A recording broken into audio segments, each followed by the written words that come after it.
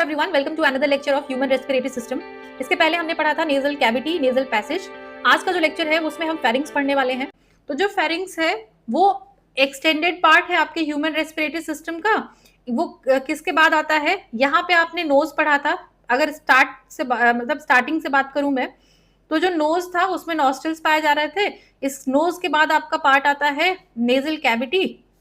यहाँ पे ये वाला जो पार्ट है ये नोज होता है, और इसमें जो पोर्स होते हैं, ओपनिंग होती है, इसको बोलते हैं नॉस्ट्रिल। और इस नॉस्ट्रिल के बाद आता है आपका ये जो पार्ट है, इसको बोलते हैं नेजल कैविटी। ये है आपकी नेजल कैविटी, और नेजल कैविटी को ही नेजल पैसेज बोल रहे थे। नेजल कैविटी के बाद आज आपको पढ़ना है फेरिंग्स। तो ये वाला जो पार्ट है, ऑरेंज कलर का जो आपको दिख रहा है पार्ट, उसको आज हमें कवर करना है, और इसको हम बोल रहे हैं फेरिंग्स। तो फेरिंग्स क्या है? अ कॉमन कैविटी, एक कॉमन कैविटी है। कैविटी मतलब हॉलो स्पेस, पहले भी बताया है मैंने। एक हॉलो स्पेस है for both the digestive and respiratory tract. तो जो फेरिंग्स होता है वो कॉमन पैसेज होता है, कॉमन ट्रैक्ट होता है for digestive and respiratory tract. यहाँ से आपका डाइजेस्टिव सिस्टम, इस वाले पार्ट में आपका डाइजेस्टिव सिस्टम भी इन्वॉल्व होता है और रेस्पिरेटरी सिस्टम भी इन्वॉल्व होता है। फर्दर जब ये आगे जाता है आपका फेरिंग्स, तब डिवाइड होता है ईसोफेगस और लेरिंग्स के अंदर। तो फेरिंग्स क्या है? कॉमन पैसेज है। इसके बारे में आपको याद रखना है कि जो फेरिंग्स है वो कॉमन पैसेज है, common passage of digestive tract and respiratory tract. इसके बाद आपका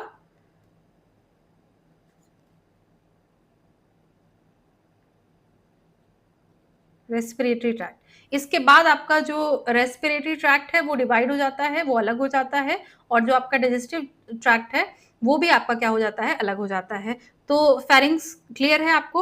अब यहाँ पे फेरिंग्स के बाद जो पार्ट आता है वो लेरिंग्स होता है। लेरिंग्स को हम क्या बोलते हैं? लेरिंग्स का दूसरा नाम वॉइस बॉक्स होता है। वॉइस बॉक्स कहाँ पे पाया जाता है? इस फेरिंग्स एरिया के बाद आपका जो नेक्स्ट पार्ट आता है रेस्पिरेटरी सिस्टम में, उसको बोलते हैं लेरिंग्स। ये पोजीशन होता है, position exactly between the pharynx and trachea. ये जो लेरिंग्स है बेटा, वो किसके किसके बीच में पाया जाता है? ये ट्रैकिया के बीच में पाया जाता है और फेरिंग्स के बीच में पाया जाता है।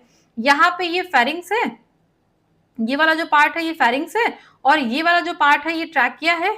इनके बीच में आपको क्या दिख रहा है? ये जो आपको पर्पल कलर का डायग्राम दिख रहा है, इसको हम बोल रहे हैं लैरिंग्स। तो लैरिंग्स क्या है? वॉइस बॉक्स है, और ये पाया जाता है फेरिंग्स और ट्रैकिया के बीच में। Also known as voice box, जो कि मैंने बता दिया आपको, इसको वॉइस बॉक्स भी बोलते हैं। क्यों बोलते हैं वॉइस बॉक्स? ये कंटेन करता है लिगामेंट्स, ट्विन लिगामेंट्स को कंटेन करता है, जिसको बोलते हैं वोकल कॉर्ड्स। और ये कार्टिलेजिनस कैविटी होती है, जो लैरिंग्स होती है वो कार्टिलेजिनस कैविटी होती है, और अपने अंदर कंटेन करती है ट्विन लिगामेंट्स को, जिनको हम बोलते हैं वोकल कॉर्ड्स। ये जो आपको डायग्राम दिख रहा है ये वोकल कॉर्ड का डायग्राम है। इस पे जब एयर ट्रांसपोर्ट होती है, जब एयर यहाँ से ट्रेवल करती है, तो यहाँ पे वाइब्रेशंस होते हैं, और उन वाइब्रेशंस की वजह से आपका जो साउंड है वो प्रोड्यूस होता है। तो इसका जो लैरिंग्स का जो फंक्शन है वो क्या है? साउंड प्रोडक्शन का है। इसी वजह से हम इसको क्या बोलते हैं? वॉइस बॉक्स बोलते हैं। ये वो बॉक्स है जहां से यहाँ से जब एयर ट्रेवल करती है तो साउंड का प्रोडक्शन होता है। तो ये जो डायग्राम है ये दिखाया गया है, illustration of larynx showing vocal cord. ये लैरिंग्स है, इसके अंदर ये जो पूरा पार्ट है ये लैरिंग्स का है, और इसके अंदर आपको वोकल कॉर्ड्स दिख रहे हैं। कॉर्ड्स मतलब क्या होता है? स्ट्रिंग्स होता है ना, जैसे गिटार में स्ट्रिंग्स होते हैं, वैसे आपका स्ट्रिंग्स यहाँ पे पाया जाता है। इस पे जब आपका एयर जो है, एयर जब इस पे हिट करती है तो आपका साउंड का प्रोडक्शन होता है, और इसी वजह से इसको वॉइस बॉक्स बोलते हैं। नेक्स्ट, लैरिंग्स के बाद क्या आता है? लैरिंग्स तक आपने पढ़ लिया, ये आपका पार्ट कवर हो गया। अब इसके बाद आता है ट्रैकिया। रेस्पिरेटरी सिस्टम का नेक्स्ट पार्ट जो है वो ट्रैकिया है। ट्रैकिया क्या करता है? लैरिंग्स opens into a tube like structures. जो लैरिंग्स है, यहाँ पे देखो बेटा, ये जो लैरिंग्स है ये ओपन होती है एक ट्यूब लाइक स्ट्रक्चर में that passes air downward directly into the lungs. ये जो लैरिंग्स है वो ओपन होती है ट्रैकिया के अंदर, और वो ट्रैकिया क्या करता है? एयर को डायरेक्टली लंग्स में पहुंचाता है, और उसको पहुंचाने के लिए भी किसी चीज की हेल्प लगती है, वो मैं अभी आपको आगे बताऊंगी। तो अगर ट्रैकिया का स्ट्रक्चर देखोगे बेटा, तो ये जो ट्यूब जैसा स्ट्रक्चर है, ये ट्रैकिया का स्ट्रक्चर है। इसके ऊपर ऐसे सी शेप्ड के, ऐसे ये ट्रैकिया है, इसके ऊपर सी शेप्ड आपको कार्टिलेजिनस रिंग दिखता है। सी शेप्ड कार्टिलेजिनस रिंग क्या करता है, इसको प्रिवेंट करता है, prevent the structure from ever collapsing, इसको कोलैप्स होने से बचाता है। जैसे जब आप रेस्पिरेशन कर रहे हो, तो उस रेस्पिरेशन के टाइम पे जब एयर जा रही है तब तो ये स्वोलन कंडीशन में होता है, जब एयर नहीं है तो उस कंडीशन में ये जो रिंग्स है कार्टिलेज से बनी हुई, ये रिंग्स क्या करती है, उस पाइप को ओपन करके रखती हैं, खोल के रखती हैं। तो इसको कोलैप्सिंग से बचाने के लिए इसके ऊपर सी शेप्ड कार्टिलेजिनस रिंग्स लगा के रखे हैं। ठीक है, अब ये जो ट्रैकिया है वो सपोर्ट करता है, सॉरी, ये जो सी शेप्ड रिंग्स हैं ये सपोर्ट करते हैं ट्रैकिया को और प्रोवाइड करते हैं फ्लेक्सिबिलिटी। फ्लेक्सिबिलिटी क्यों प्रोवाइड करते हैं, क्योंकि कॉन्ट्रैक्शन और रिलैक्सेशन, जब आपका एयर जाएगा तो वो क्या करेगा, कॉन्ट्रैक्ट होगा, आपका जो ट्रैकिया है वो कॉन्ट्रैक्ट होगा, और एयर जब उसके अंदर नहीं रहेगी तो वो क्या होगा, रिलैक्स होगा। तो ये कॉन्ट्रैक्शन और रिलैक्सेशन कौन कराता है, आपके जो सी शेप्ड रिंग्स हैं, जिनको हम कार्टिलेजिनस रिंग्स बोल रहे हैं ट्रैकिया के ऊपर। तो आई होप कि ट्रैकिया भी आपको समझ में आया होगा। तो अभी तक हमने पढ़ा नोज, नोज के बाद आया नेजल कैविटी, नेजल कैविटी के बाद आया आपका फेरिंग्स, फेरिंग्स के बाद आया था वॉइस बॉक्स जिसको लैरिंग्स बोल रहे थे, लैरिंग्स के बाद आपने पढ़ा ट्रैकिया, ट्रैकिया के बाद अब आपका आता है ब्रांच होगा ट्रैकिया और बनाएगा ब्रोंकाई और ब्रोंक्यूल्स। यहाँ पे देखो ये आपका जो है ये ट्रैकिया है, यही तो ट्रैकिया था। ट्रैकिया क्या होगा बेटा, अब ये ब्रांच करके लंग्स के अंदर एंटर करने की कोशिश करेगा, कोशिश क्या करेगा, कर भी जाएगा। तो ये जब लंग्स के अंदर एंटर करेगा तो उसको हम क्या बोलते हैं, उस स्ट्रक्चर का नाम हम देते हैं ब्रोंकाई, उसको क्या बोलते हैं, ब्रोंकाई बोलते हैं। और जब ये लंग्स के अंदर एंटर करके फर्दर डिवाइड होता है, फर्दर ब्रांच होता है, तो उस स्ट्रक्चर को हम बोलते हैं ब्रोंक्यूल्स, ब्रोंक्यूल्स।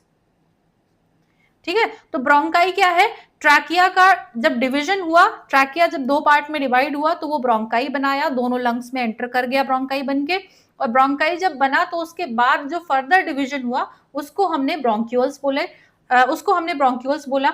अब जब ब्रोंक्यूल क्या करेगा बेटा, जब अब ब्रोंक्यूल के टर्मिनल्स पे उसके जो टिप्स होते हैं, ब्रोंक्यूल के जो टिप्स होते हैं उसके ऊपर छोटे छोटे बलून जैसे स्ट्रक्चर्स होते हैं, उन बलून स्ट्रक्चर्स को हम क्या बोलते हैं, एयर सैक्स बोलते हैं, या फिर इन्हीं एयर सैक्स को हम यूं कहें कि इनको हम एल्वियोलाई बोलते हैं।